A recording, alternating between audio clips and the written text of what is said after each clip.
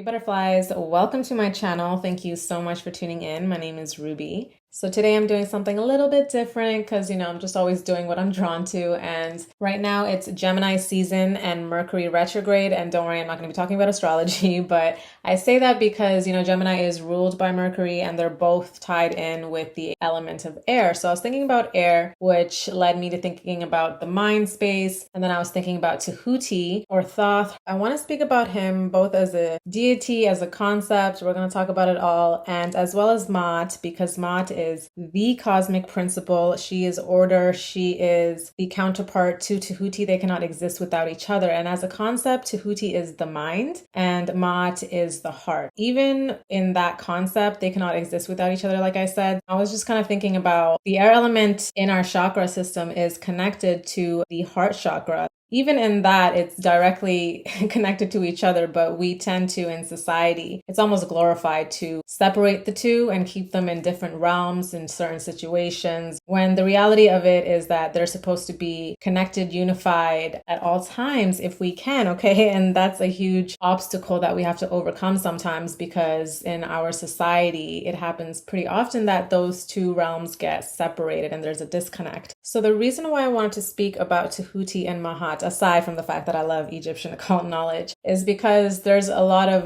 wisdom and knowledge within these deities, within these energies, however you resonate with them. That's based off of your consciousness, your perception. I'm not here to push anything on you guys. This video is really about having our mind in our heart space, having our mind heart centered. So that's what we're going to get into through these deities and these energies. I also want to, I think I'm going to do it at the very end of the video. I'm going to repeat these energies in an affirmation sense, like in an I am sense, for anyone who resonates with this. And I say that because, like I said, they are concepts of the mind and the heart. So these deities and energies are a way for us to resonate and connect, reconnect if we've been disconnected, if there's a conflict between our mind and heart space, to reconnect with them both through their knowledge, through their wisdom, through resonation. That is definitely the key word here. Resonation is very important regardless of what I say. And that's why I like to bring it back to these foundational known subjects and archetypes so that you guys can form your own perceptions. But getting back to what I was saying about the affirmations, doing that helps us connect with that energy and essence itself, because that is a form of consciousness that we can connect with and reconnect with, like I said. But for some people, it can seem kind of far-fetched to say things like, I am truth, I am justice, I am the master of divine words and sacred writings, things like that. And,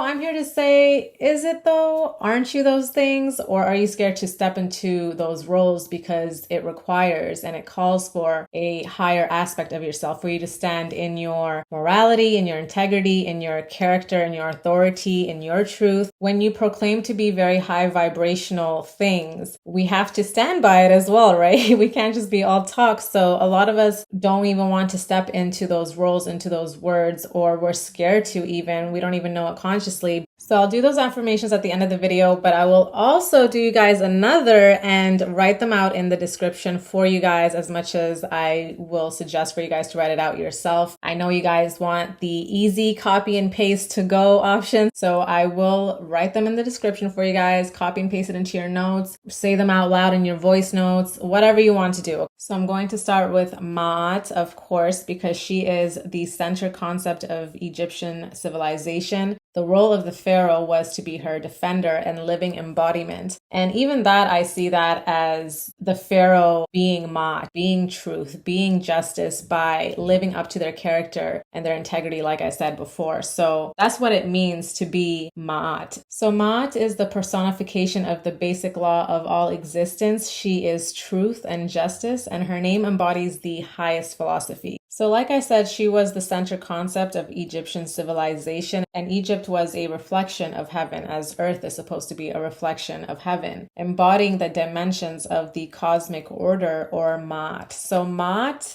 and cosmic order are basically one and the same. Justice, truth, those are all almost like synonyms for Maat, but the actual meaning of Maat is that which is straight. So part of her name is a straight measuring tool used by craftsmen, which incorporated the idea of a rule or law that people lived by. Cosmic order, Maat, right? So Maat expresses physical measure and the principle of right, true, real, genuine, upright, honest, steadfast, all the good stuff.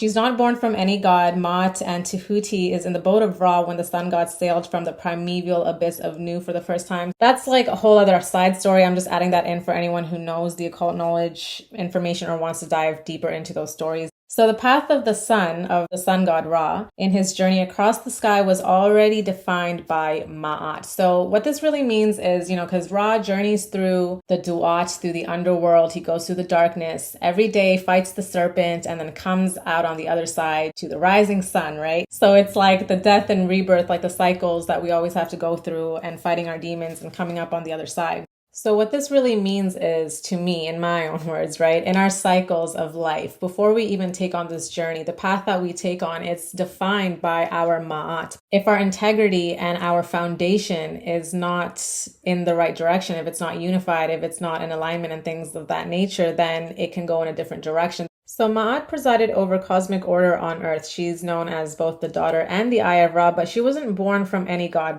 So Ma'at emanates from Ra, and imagine yourself to be Ra. So Ma'at emanates from you, but at the same time, Ma'at herself is nourishment. So it's like she's coming out through you, through your third eye, because that means she's your intuition, she's your wisdom, she's what you don't see because it's heart-centered. It's something that you feel. It's a wisdom that you recognize within that you can't always explain, right? That's kind of a part of Ma'at as well. So as much as Ma'at emanates this wisdom and this third eye, we have to backtrack and remember the foundation part of it, of the nourishment, because it's like, are you being nourished by your own truths? Can you stand in it? And nourishment is heavily tied to our root chakra, right? Everything, it's a wheel, it's all connected. So our root chakra is about our insecurities, our fears, our stability. Can we take action in how we feel, what we know? So are we able to gain nourishment within our heart space and our wisdom before we project it? Because that's how the battles, the internal battles begin sometimes, because we can't even stand in it. We don't really fully believe it in ourselves. So if someone comes to question it, test it, the universe starts testing you, that's where the battle begins, because now you're kind of ungrounded and the fears are speaking to you louder than your wisdom. Our intuition is quiet. That's why meditation is so important, because we're silent, and that's when we can tap into our intuition and listen. But our fears can be very loud and just really in our face and just deter us.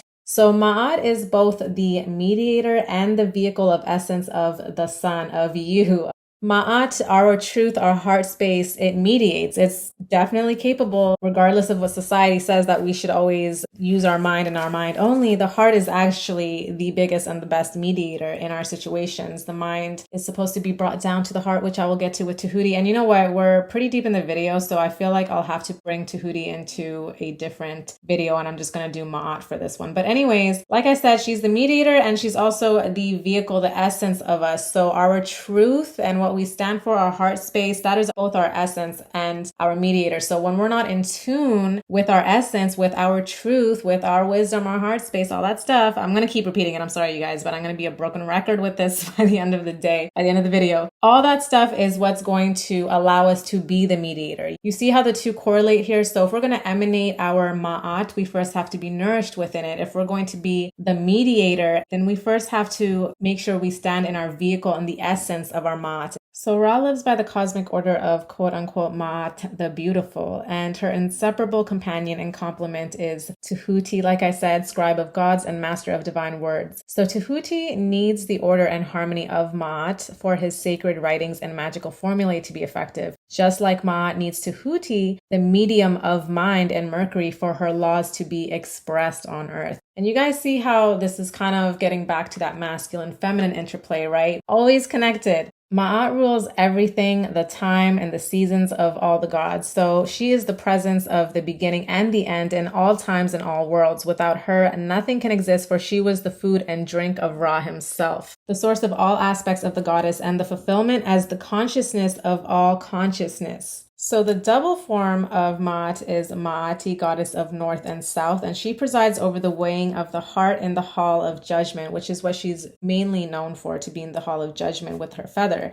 So the feather of Ma'at is the symbol of truth. Light as air, the ostrich feather, balance the purity of the heart. If you can imagine, right, weighing your heart on a scale against the feather, how heavy or light is your heart going to be? So Ma'ati awards every person their due, and in double form, she is justice on either side of of death. She is the Lady of Heaven, Queen of Earth, Mistress of Underworld. So this is 3 realms, right? We have heaven, earth, and the underworld. And the underworld is the duat, the in-between realm. It's the medium, the mental realm. Okay, so heaven would be like the divine, the above, of course. And the earth is right here, right? The physical. And then the underworld is the in-between. So Ma'at rules all realms, because we're also talking about karma here, which I'm going to tie into, but I just have to say there's no escaping truth. There's no escaping justice. Even when you think you have, you're going to pay for it. I'm not even talking about next lives and things like that. I'm even talking about this life. A lot of people seem to think to the naked eye, when you see somebody that has done wrong and they don't pay for it, you think they've gotten away with it, but we don't really know what's going on in someone's life. I fully believe that everyone does pay for their karma, whether we see it physically or not. Their karmic debt does come back to them and they live with it every day. You don't know what someone's internal battles are, their internal struggles, and you don't know that looking over the shoulder feeling all your life. That's a type of karma as well. Someone can be living very luxuriously and be completely dead inside and kind of zombie mode and very unfulfilled and be very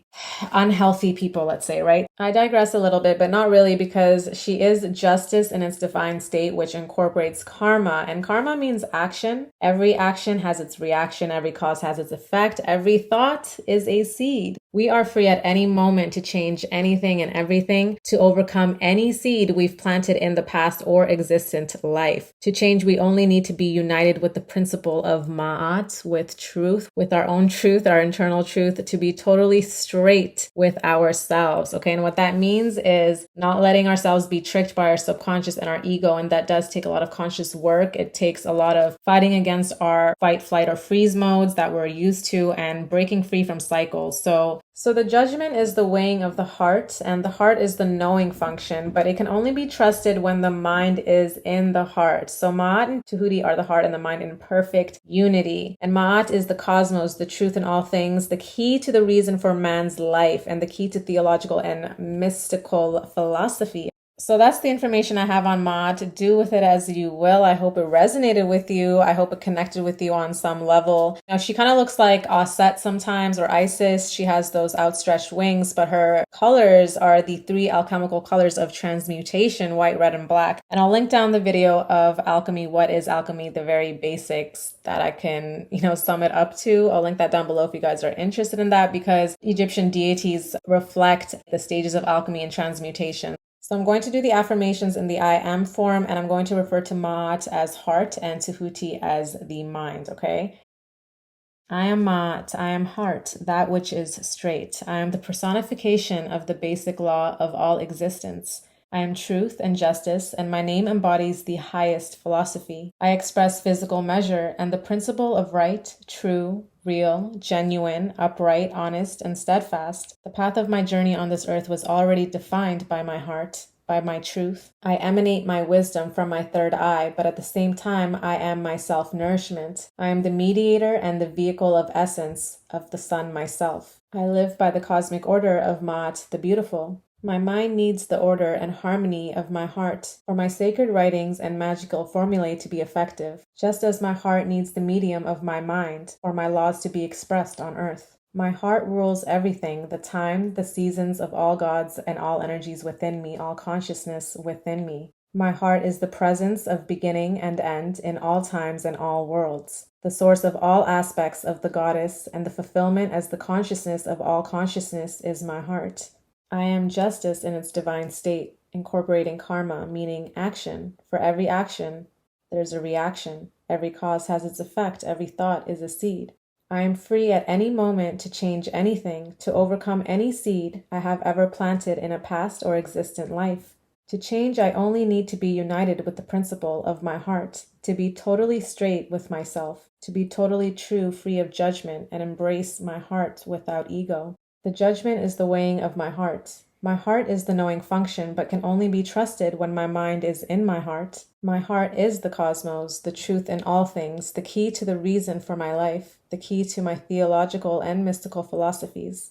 All right, butterflies, so those were the little affirmations. I will put it in the description for you guys. Do with it as you will. I hope this was helpful again. Stay flying free, and I'll see you next time. Take care.